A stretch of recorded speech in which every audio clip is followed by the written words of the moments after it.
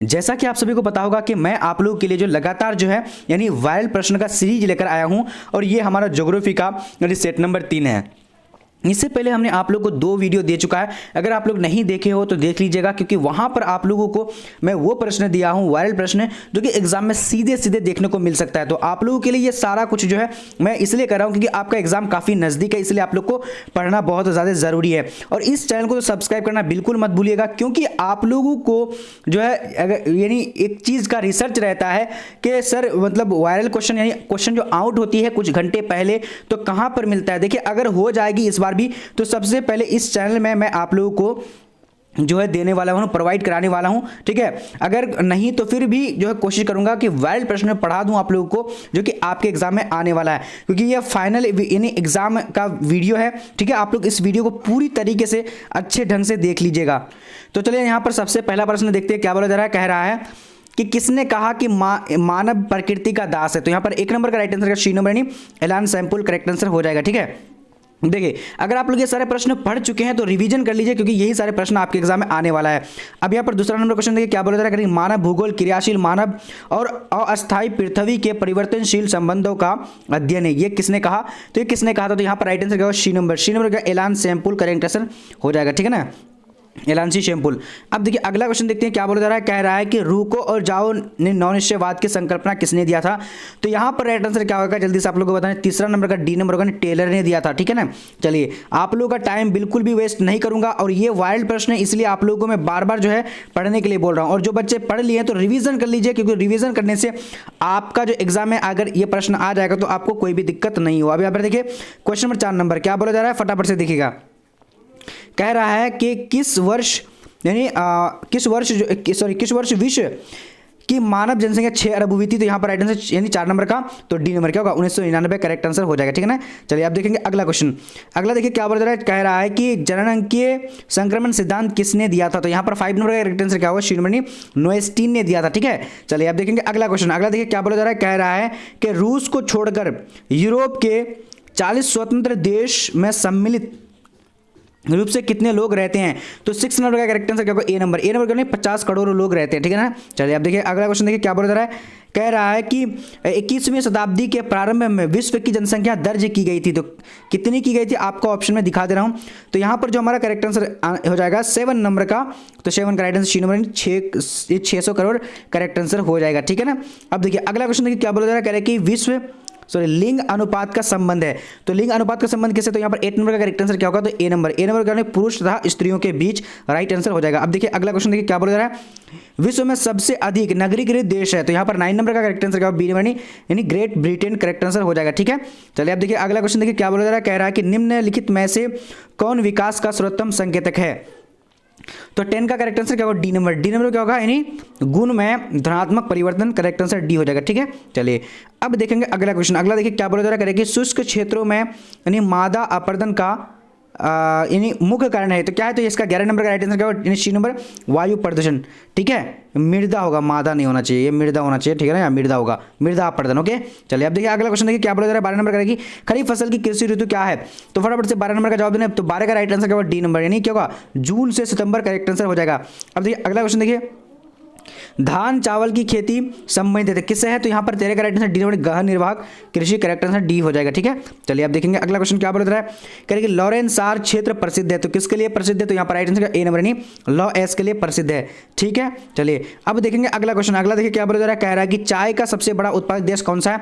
तो 15 का correct answer C number होगा चीन करेक्ट आंसर हो जाएगा, ठीक है। चलिए अब देखिए अगला क्वेश्चन देखिए क्या बोला जा रहा है। कह रहा है कि खनिज तेल का सबसे बड़ा उत्पादक राज्य कौन सा है। तो यहाँ पर 16 नंबर का करेक्ट आंसर क्या होगा यानी सी नंबर सऊदी अरब राइट हो जाएगा, ठीक है। चलिए अब देखिए अगला क्वेश्चन क्या बोला जा रहा है। कह रहा है कि निम्न में से किस प्रकार की कृषि खट्टे रसदार फलों की कृषि की जाती है। तो यहाँ पर 17 नंबर का करेक्ट आंसर क्या होगा बी नंबर क्या होगा यानी भूमध्य सागरीय करेक्ट आंसर हो जाएगा बी नंबर, राइट। चलिए अब देखिए अगला क्वेश्चन देखिए क्या बोला जा रहा है। 18 नंबर करेगी निम्नलिखित में से कौन लौह अयस्क की किस्म नहीं है। तो 18 का राइट आंसर क्या सी नंबर का लिग्नाइट करेक्ट आंसर हो जाएगा, ठीक है। चलिए अब देखेंगे अगला क्वेश्चन क्या बोला जा रहा है। कह रहा है कि निम्न में से कौन सी रोपण फसल नहीं है। तो रोपण फसल कौन सी नहीं है। तो यहाँ पर राइट आंसर 19 नंबर का क्या होगा, डी नंबर। डी नंबर में क्या होगा, गेहूं करेक्ट हो जाएगा। ठीक है, चलिए अब देखेंगे अगला क्वेश्चन क्या बोला जा रहा है। कह रहा है कि मैक्सिको में स्थानांतरित कृषि की प्रथा को कहते हैं, तो क्या कहते हैं, तो 20 नंबर का राइट आंसर क्या होगा, बी नंबर नहीं, मिलिया कहा जाता है। क्या कहता है, मिलिया कहा जाता है। ठीक है, बहुत बढ़िया, वेरी गुड। ये सारे प्रश्न बिल्कुल सेलेक्ट करके लिया गया है, ये सारे प्रश्न अच्छे तरीके से देख लीजिएगा। कौन सा उद्योग अन्य सभी उद्योगों के आधार प्रदान करता है, तो यहाँ पर 21 नंबर का करेक्ट आंसर क्या होगा, तो सी नंबर नहीं, लौह तथा इस्पात उद्योग करेक्ट हो जाएगा। ठीक है, चलिए आप देखिए अगला क्वेश्चन देखिए क्या बोला जा रहा है, क्योंकि मैं आप लोगों को एक्सपीरियंस बता रहा हूँ। पिछले साल मैं 10 मॉडल पेपर दिया था, 10 मॉडल पेपर से जो है सारे प्रश्न जो पढ़ लिए थे तो उन्हीं में से ही आया था, इसलिए इस बार भी पूरा चांसेस है कि यही सारे प्रश्न आएंगे और आप लोग इसलिए अच्छे तरीके से पढ़ लीजिएगा।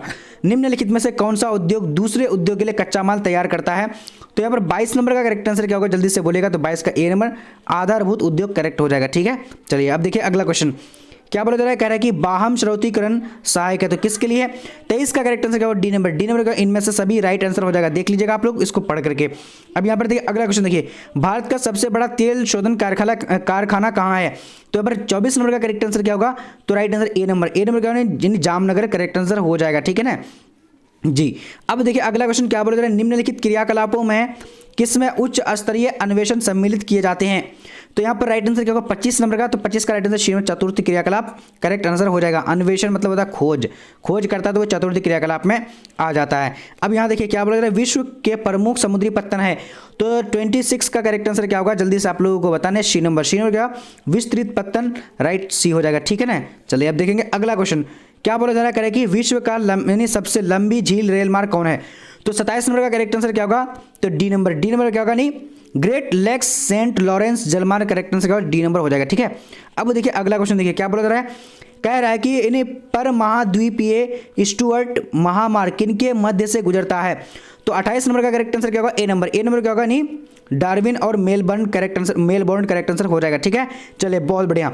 अब देखिए क्या बोला जा रहा है, कह रहा है कि यूनियन पैसिफिक रेल मार्ग कहाँ है, तो फटाफट से 29 का जवाब दीजिएगा और लास्ट में आप लोग ना बोलिएगा कि कितना आप लोग का सही हुआ, तो यहाँ पर राइट आंसर क्या होगा, संयुक्त राज्य अमेरिका करेक्ट हो जाएगा। ठीक है, अब देखिए क्वेश्चन नंबर 30 नंबर क्या बोला जा रहा है, कह रहे हैं कि इन्हें दो देशों के मध्य व्यापार कहलाता है, तो क्या कहलाता है, तो 30 नंबर का करेक्ट आंसर क्या होगा, बी नंबर। बी नंबर क्या होगा, नहीं, अंतरराष्ट्रीय व्यापार करेक्ट आंसर हो जाएगा। ठीक है, चलिए अब देखिए अगला क्वेश्चन देखिए क्या बोला जा रहा है, निम्नलिखित देशों में से कौन सा आसियान का सदस्य है, यानी क्या होगा इसका, फटाफट से आप लोग को बोलने, तो 31 नंबर का करेक्ट आंसर सी नंबर होगा, यानी ब्रूनेई करेक्ट आंसर हो जाएगा। ठीक है, चलिए अब देखिए अगला क्वेश्चन देखिए क्या बोला जा रहा है, कह रहा है कि 1966 में कुल विश्व निर्यात का कितने प्रतिशत सेवाओं का था, तो कितने प्रतिशत जो सेवाओं का निर्यात होता था विश्व में, तो 1996 की बात कर रहा है यहाँ पर क्वेश्चन। ठीक है, तो यहाँ पर 25% जो है क्या हुआ था, नहीं जो निर्यात होता था उसमें जो है लोग लगे हुए थे। ठीक है, चलिए अब यहाँ देखिए 33 नंबर क्वेश्चन क्या बोला जा रहा है, निम्नलिखित में से कौन सा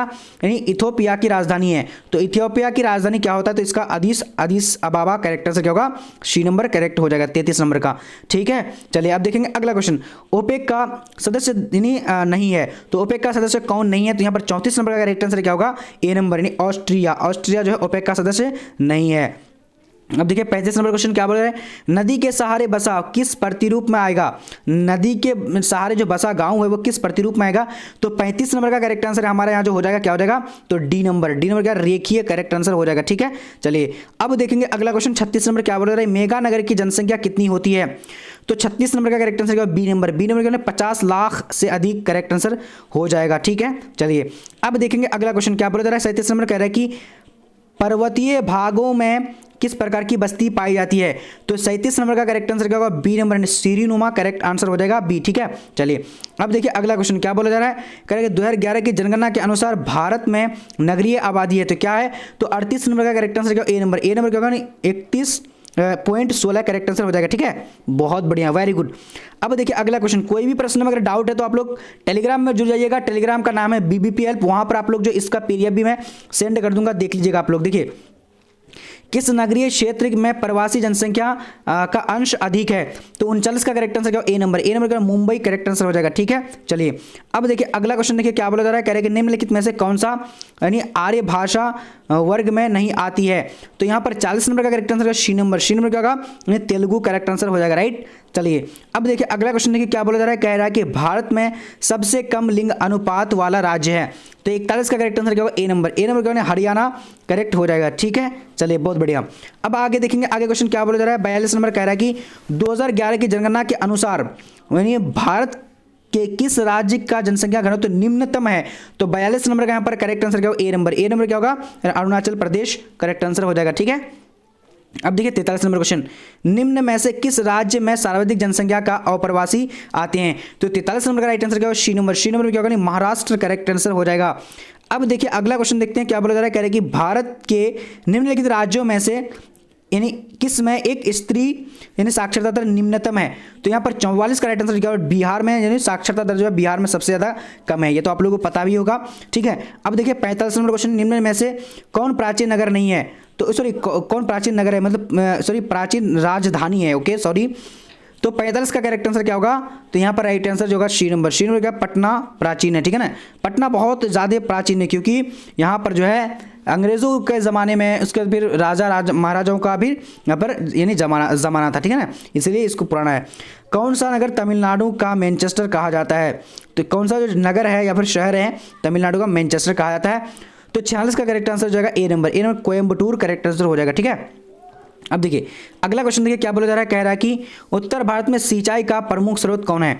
तो यहाँ पर जो हमारा करेक्ट आंसर 47 नंबर का 47 का राइट आंसर, जल्दी से आप लोग ए नंबर नहर करेक्ट आंसर हो जाएगा। ठीक है, चलिए अब आगे देखेंगे, आगे क्वेश्चन क्या बोला जा रहा है, कह रहा है कि जूट का महत्वपूर्ण उत्पादक क्षेत्र है? तो 48 नंबर का right answer B number. B number का गंगा डेल्टा करेक्ट हो जाएगा। ठीक है, चलिए अब देखिए अगला क्वेश्चन क्या बोला जा रहा है, कह रहा है कि भारत का जावा किस क्षेत्र को कहा जाता है? तो 49 का right answer B number Gorakhpur को कहा जाता है। ठीक है ना, चलिए अब देखिए अगला क्वेश्चन क्या बोल रहा है, निम्नलिखित में से कृषि आधारित उत्पादन नहीं है? तो 50 का करेक्ट आंसर क्या होगा? B number. नमक जो है क्या है? कृषि आधारित उत्पादन नहीं है। ठीक है, चलिए बहुत बढ़िया। अब देखिए अगला क्वेश्चन देखेंगे क्या बोला जा रहा है, कह रहा है कि निम्नलिखित में से कौन रोपण फसल नहीं है? तो रोपण फसल कौन सा यहाँ पर नहीं है? 51 का करेक्ट आंसर बी नंबर। गेहूं जो है ये रोपण फसल नहीं है। ठीक है, रबर गन्ना ये सब जो है रोपण फसल है। अब देखिए अगला क्वेश्चन देखिए क्या बोला जा रहा है, कि नागार्जुन सागर परियोजना किस नदी पर है? तो यहाँ पर 52 नंबर का करेक्ट आंसर क्या होगा? जल्दी से आप लोगों को बताने हैं। तो 52 का ए नंबर होगा। ए नंबर क्या है? कृष्णा नदी करेक्ट आंसर हो जाएगा। ठीक है, चलिए अब देखेंगे अगला क्वेश्चन। अगला देखिए क्या बोला जा रहा है, कह रहे कि यानी दुर्ग लौह अयस्क उत्पादक क्षेत्र कहाँ यानी क्षेत्र है, कहाँ पर है? तो 53 का करेक्ट आंसर क्या होगा? जल्दी से आप लोगों को बताने हैं प्यारे जी। बिल्कुल बहुत बढ़िया, वेरी गुड। 53 का करेक्ट आंसर डी नंबर होगा, छत्तीसगढ़ करेक्ट आंसर हो जाएगा। ठीक है, चलिए अब देखेंगे अगला क्वेश्चन क्या बोला जा रहा है, कह रहे कि बालाघाट मैग्नीज किस राज्य में स्थित है? तो 54 नंबर का right answer A number. A number का मध्य प्रदेश करेक्ट आंसर हो जाएगा। ठीक है, चलिए अब देखेंगे अगला क्वेश्चन क्या बोला जा रहा है, कि रत्नागिरी भारत के किस राज्य में स्थित खनिज क्षेत्र है? तो 55 का करेक्ट आंसर डी नंबर का यानी महाराष्ट्र करेक्ट आंसर हो जाएगा। राइट, चलिए अब देखेंगे अगला क्वेश्चन क्या बोला जा रहा है, कह रहे कि हुबली किस राज्य में है? तो हुबली जो किस राज्य में? तो यहाँ पर 56 नंबर का राइट आंसर बी नंबर का कर्नाटक में है। ठीक है, चलिए अब देखेंगे अगला क्वेश्चन क्या बोला जा रहा है, भारत में सर्वाधिक सोना किस राज्य में पाया जाता है? तो यहाँ पर 57 का करेक्ट आंसर क्या होगा? सी नंबर। सी नंबर क्या होगा? नहीं कर्नाटक करेक्ट आंसर हो जाएगा। राइट, चलिए अब देखेंगे अगला क्वेश्चन क्या बोला जा रहा है, कह रहे कि कोडरमा किस खनिज के लिए प्रसिद्ध है? तो यहाँ पर राइट आंसर क्या होगा? 58 का right answer C number. C number क्या होगा? नहीं अभ्रक हो जाएगा, अभ्रक नहीं हो। ठीक है, अभ्रक होगा। ओके, चलिए अब देखिए अगला क्वेश्चन देखिए क्या बोला जा रहा है, ककरापारा परमाणु शक्ति केंद्र निम्नलिखित में से किस राज्य में स्थित है? तो यहाँ पर 59 का करेक्ट आंसर क्या होगा? तो बी नंबर गुजरात में है। ठीक है ना, चलिए अब देखेंगे अगला क्वेश्चन। अगला क्या बोला जा रहा है, कह रहा है कि मुंबई किसके लिए जाना जाता है? तो 60 नंबर का करेक्ट आंसर क्या होगा? ए नंबर यानी पेट्रोलियम के लिए जाना जाता है। ठीक है, चलिए अब देखिए अगला क्वेश्चन क्या बोला जा रहा है, बैलाडीला लौह अयस्क क्षेत्र किस राज्य में स्थित है? तो 61 का करेक्ट आंसर क्या होगा? डी नंबर यानी छत्तीसगढ़ में स्थित है। अब देखेंगे अगला क्वेश्चन क्या बोला जा रहा है, कह रहा है कि निम्नलिखित राज्यों में कौन गोंडवाना कोयला के लिए प्रसिद्ध है? तो 62 नंबर का राइट आंसर क्या होगा? डी नंबर यानी झारखंड करेक्ट आंसर हो जाएगा।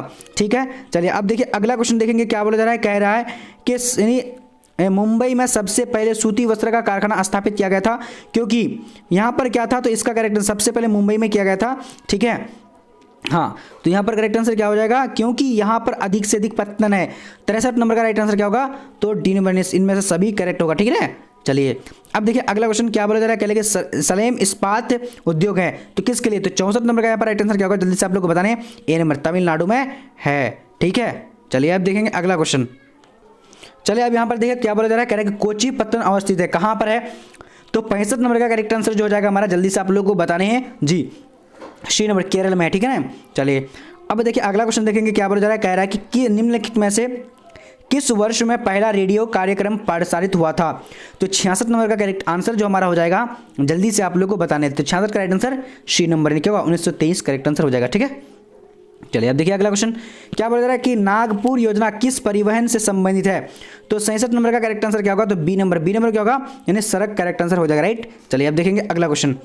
अगला क्या बोला जा रहा है, करेंगे संदेश का आदान प्रदान यानी कहलाता है, तो क्या कहलाता है, तो 68 का राइट आंसर क्या होगा, डी नंबर, डी नंबर में क्या होगा, यानी संचार करेक्ट आंसर हो जाएगा, ठीक है। चलिए अब देखेंगे अगला क्वेश्चन।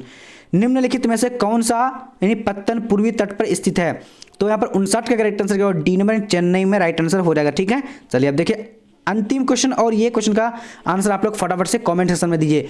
औद्योगिकरण में कौन सा प्रदूषण होता है, तो औद्योगिकरण से कौन सा जो प्रदूषण होता है, तो 70 का राइट आंसर क्या होगा, तो इनमें से सभी होता है, ठीक है। तो चलिए आप लोगों को मैं बता देता हूँ कि क्लास कब कब होती है, क्लास जो होती है 6 बजे, यानी 6 बजे होती है शाम में, ठीक है। उसके बाद यानी अभी का जो क्लास है 7:30 वाला, फिर सुबह में एक क्लास होगी जो 7 बजे होगी, और 7 बजे वाला क्लास जो है आप लोगों को आज जो है यानी लाइव मिलेगा। और देखिए आप लोगों के लिए ना मैं महा मैराथन क्लास जो कि 1000 प्रश्न एक बार ही में पढ़ाने वाला हूँ लाइव क्लास में। तो देखिए आप लोग ना पढ़ना चाहते हैं कौन कौन सा विषय, आप लोग कॉमेंट सेक्शन में जरूर बताइएगा, ठीक है। कॉमेंट सेक्शन में कॉमेंट कीजिएगा कि पहले हिस्ट्री पढ़ाऊँ या फिर ज्योग्राफी पढ़ाऊँ, और ये आप लोगों का टाइम फिक्स होना चाहिए, कौन सा टाइम सबसे ज़्यादा बेस्ट लगेगा आप लोगों को, तो ये बोलिएगा जरूर कि जो आप लोग को लगेगा वैसा मैं करूंगा, क्योंकि 1000 क्वेश्चन एक बार में पढ़ाने वाला हूं, और आप लोगों को बस 2 घंटा या फिर 2 घंटा में आप लोगों को मैं पढ़ा दूंगा 1000 क्वेश्चन एक ही लाइव क्लास में। तो आप लोग ने उस लाइव क्लास को करने के लिए आप लोग टाइम को नीचे में लिख दीजिएगा कॉमेंट सेक्शन में, मैं कॉमेंट देख करके कर दूंगा। और देखिए ये कब क्लास करूंगा ये आप लोगों को ना मैं बता दूंगा फाइनली तरीके से, सभी सब्जेक्ट का कब कब करूंगा। देखिए मैं जो पीडीएफ तैयार कर चुका हूं, बस आप लोगों को पढ़ाना बाकी है, इसलिए आप लोग यानी 1000 प्रश्न पढ़ना चाहते हैं तो आप लोग क्या कीजिएगा, टाइम को बस ये कर दीजिएगा कि 6 बजे पढ़िएगा, शाम में 6 बजे पढ़िएगा, या फिर 7:30 बजे वाला पढ़िएगा, या फिर सुबह में पढ़िएगा, तो आप लोग बताइएगा। और कल सुबह आप लोग का लाइव होगी, ठीक है 7 बजे, तो आप लोग आ जाइएगा, ठीक है। तो आज का वीडियो इतना है, तब तक के लिए जय हिंद, जय भारत। और टेलीग्राम में आप लोग जुड़ना बिल्कुल भी मत भूलिएगा पीडीएफ लेने के लिए।